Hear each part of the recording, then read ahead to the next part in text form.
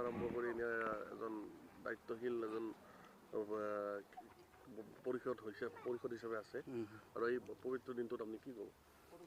আজি এই পবিত্ৰ দিন বা খ্ৰীষ্টমাছ দিনত সকলো আমাৰ BTR বাকী গ্ৰিটিংছ যাচিছোঁ। তো আমি সেইটোৱে মেছেজ দিব বিচাৰিছোঁ যে আমাৰ এই অঞ্চলত যেনেকৈ বৰদিন বোলে আমাৰ শান্তি বুলি ভাবোঁ বা জীৱনৰ এটা ডাঙৰ ছাকচেছ বুলি আমি ভাবোঁ। তো সেইটো কাৰণে আমি সেইটোৱে ক'ব বিচাৰিছোঁ যে এই অঞ্চলত বা আমাৰ BTR বাকীত শান্তি আহিল। তো এই বৰদিনৰ মেছেজত আমি এইটোও ক'ব খুজিছোঁ যে মানুহৰ যিবিলাক আমাৰ জীয়াই থকাৰ ৰাস্তাত যে সকলোৱে আমাৰ BTR বাকী শান্তি বজাই ৰাখে, সেইটোৱে আমি মেছেজ দিব বিচাৰিছোঁ। য'ত আমি এতিয়া নিউ ইয়াৰ আহি আছে, এই নিউ ইয়াৰ পৰাৰ লগে লগে আমি যেন শান্তিভাৱে সকলোৱে মানুহে নিজৰ নিজৰ কামত যাব পাৰে বা কাম কৰিব পাৰে, সেইটো শান্তিটো বজাই ৰাখিবৰ কাৰণে মই অনুৰোধ কৰিছোঁ। যিহেতু ইতিমধ্যে অসমৰ মুখ্যমন্ত্ৰী ডাঙৰীয়া এটা কথা কৈছে যে 31 তাৰিখৰ সুৰামুক্ত হিচাপে মানে যিসকলে ড্ৰিংক এণ্ড ড্ৰাইভৰ কেছৰ ক্ষেত্ৰতো হওক, তাৰপিছত আমাৰ ধৰক এই অতিমাত্ৰা ধৰক সুৰা সেৱনৰ ক্ষেত্ৰত এক্সিডেণ্ট হয়, যোনটো হয় হেলমেট পৰিধানৰ ক্ষেত্ৰত, সেই ক্ষেত্ৰত আপুনি কি বুলি ভাবে? হয়, সেইটো মানে আমাৰ কাৰণে খুব ডাঙৰ মেছেজ বা খুব ভাল বুলি মই ক'ম। এইটো 100% আমিও ছাপোৰ্ট কৰোঁ। যে আমি দেখিছোঁ আগৰ পৰা যে যেনেকৈ নিউ ইয়াৰ বুলি ক'লে ইয়াত ড্ৰিংকছ হয় আৰু ড্ৰাগছৰ কিবা এফেক্টেড কিবা লৈ পেলাই গাড়ী চলায়। তো সেইবিলাক আমি কণ্ট্ৰল কৰিব লাগে। যে বাই ৰুলছ আমি ক'ব গ'লে যে ইয়াত বহুত মানুহে ৰুলছটো ভাইলেশ্যন কৰে গাড়ী চলাত। তো সেইটো ষ্ট্ৰিক্ট যদি CM ছাৰে যদি এইটো ডিচিশ্যন দিছে, সেইটো খুব ভাল, আমি আদৰণি জনাইছোঁ। আৰু পাব্লিকবিলাকে সেইটো ছাপোৰ্ট কৰিব লাগে যে আমি নিজে যদি ষ্ট্ৰিক্টলি ডিচিপ্লিন নহয় তেনেহ'লে আনজনক আমি এক্সিডেণ্ট কৰোঁ।